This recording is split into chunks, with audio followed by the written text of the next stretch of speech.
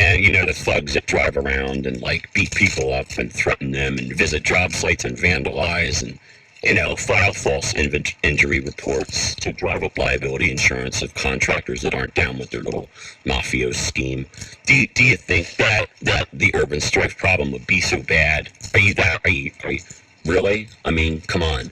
You think that if we could have a free market and have jobs be bid on for urban reconstruction and road work and bridges and tunnels and railroads and housing and dams and everything else, if you thought that doing that wouldn't help out that situation, well, I don't know what to say. I really don't.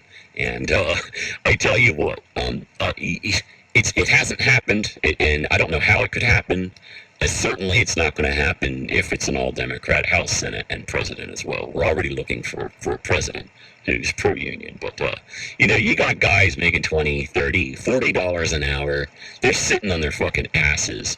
They're in their trucks, fucking listening to the radio, talking with their girlfriends, and just being a bunch of lazy fucks. They're totally corrupt. That's why all these public works projects, they're all inside jobs, dude. They're corrupt.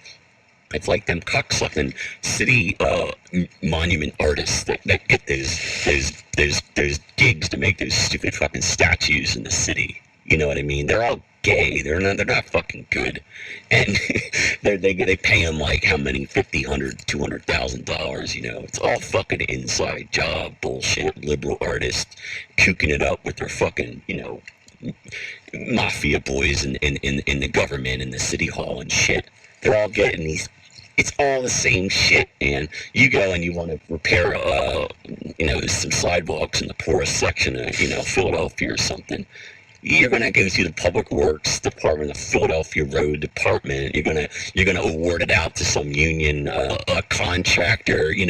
It's all gonna go through these multiple levels and layers. It's all gonna be backdoor, even though it looks on the front door. These guys, if you're making $20, $30 an hour when the going rate for labor is $10 an hour, there's no free lunch. All these projects are just driven way out of proportion in terms of price, and then the soft blackmail then, or the gray mail, comes in, and not only is the price higher, but they drag the job out forever. And then, so now it looks like they did the right thing by appropriating enough guys for the job, So we overbid the contract, right? And then we slow it all down so it looks more legit, right? And imagine that, though, magnified across the entire nation and in every city in America, and then tell me that doesn't affect the poor. Right? And tell me that even though you may see some quote-unquote minorities on those work crews, tell me that really benefits the poor and the people that need it the most, versus a truly capitalist free market job bid process where you can have outside jobs or contractors bid from different areas out in the suburbs or what. Now they'll say, well, we do that, but damn well right that they're afraid of the mob. They're afraid to bid on those contracts because they're going to end up in a fucking cement mixer. Okay? Like me. Like I'm going to get fucking blown away or something. It's very possible. Okay? This is not a fucking joke. Although Barack Obama and all the ultra-liberals are bidding for you and they have good intentions on many fronts, the way that they go about it is not the right thing. Just as in unions have not followed through. They've not been honest. They've not been honorable at all. Okay?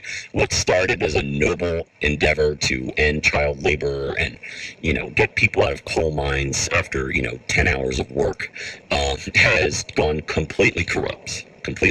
And whether or not they're shooting Tommy guns in Chicago anymore, it's a mafia mentality. And this will be extended across the entire nation, and if they had their way, and I wouldn't have a problem if there was true choice, if you had a choice of being in a union or not. But let's be perfectly honest here. Let's not bullshit around. We're stupid. We've been fed another fucking lie. These Democrats, these liberals, are pushing whatever the fuck this thing's called, this secret ballot, whatever, under the guise. This is beautiful. Under the guise.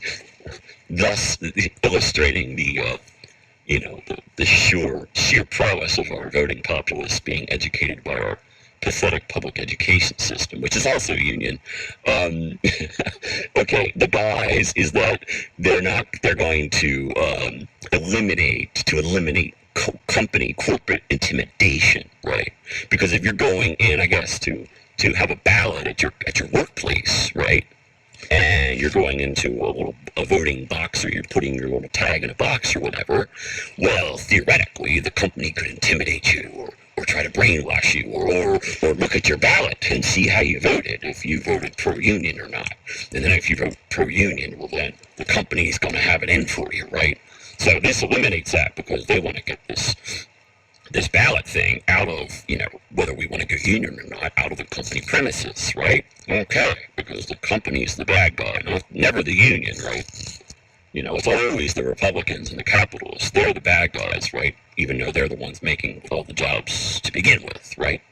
But, okay, so let's